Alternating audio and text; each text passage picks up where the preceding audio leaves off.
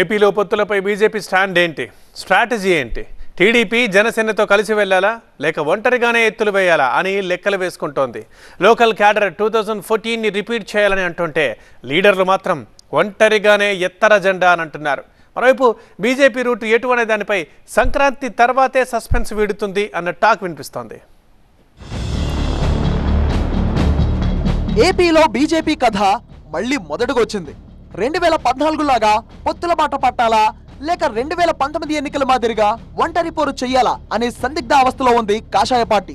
2014లో BJP, TDP, Janasena కలిసి పోటీ చేసి విజయం సాధించాయి. ఆ తర్వాత అధికారము పంచుకున్నాయి.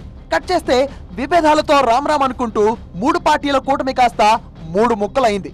2019 ఎన్నికల్లో ఏపీలో టీడీపీ, జనసేన, బీజేపీ 3 విడివిడిగా పోటీ చేసి చావు దెబ్బతిన్నాయి.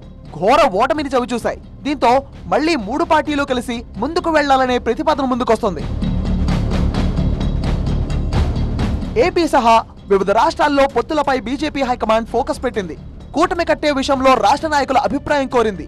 ముఖ్యంగా 2014 తరహాలో ఏపీలో టీడీపీ, జనసేన, బీజేపీ పొత్తు ప్రతిపాదన చర్చకు వచ్చింది. ఇప్పటికే ఏపీ నుంచి ఎన్డీఏ కూటమిలో ఉన్న జనసేన కూడా తెలుగుదేశం పార్టీతో పొత్తు కుదుర్చుకుంటుందని రాష్ట్ర నేతలు కేంద్ర నాయకత్వానికి చెప్పినట్టు సమాచారం. మరోవైపు బీజేపీకి 5 నుంచి 6 లోక్సభ సీట్లు, 10 నుంచి 12 అసెంబ్లీ సీట్లు టీడీపీ ఆఫర్ చేసినట్టు తెలిసింది.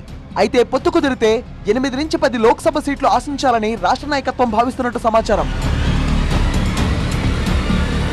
AP BJP chief Purandeswari, CM Ramesh, Sujana, GVL వంటి వాళ్లు టీడీపీ, జనసేనతో కలిసి ఎన్నికలకు వెళ్దామంటున్నారని సమాచారం.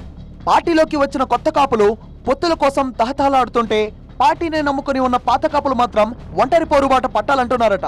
అయితే ఏపీలో పొత్తులపై అంతిమ నిర్ణయం జాతీయ నాయకత్వమే తీసుకుంటుందని జీవీఎల్ వంటి నేతలు చెప్తున్నారు. బీజేపీ ఎన్నికల్లో ఎలాంటి ప్రణాళికలో ముందుకు వెళ్ళాలి అన్నది కేవలం బీజేపీ కేంద్ర నాయకత్వం నిర్ణయించేటువంటిది.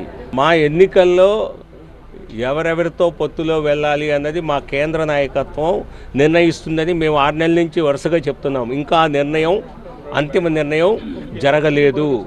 లేదు, అన్ని చోట్ల అట్లాగే జరుగుతుంది. మా పార్టీ సరైన టైంలో సరైన నిర్ణయం చేస్తుంది. ఉత్తరాయణాన్ని పుణ్యకాలంగా భావించే బీజేపీ అగ్రనేతలు కీలక నిర్ణయాలను అప్పుడే తీసుకుంటారని పార్టీ వర్గాలు చెప్తున్నాయి. అంటే ఏపీలో బీజేపీ పొత్తులతో వెళ్తుందా లేక ఒంటరిగా వెళ్తుందా అనేది సంక్రాంతి తర్వాతే తేలే అవకాశం ఉంది.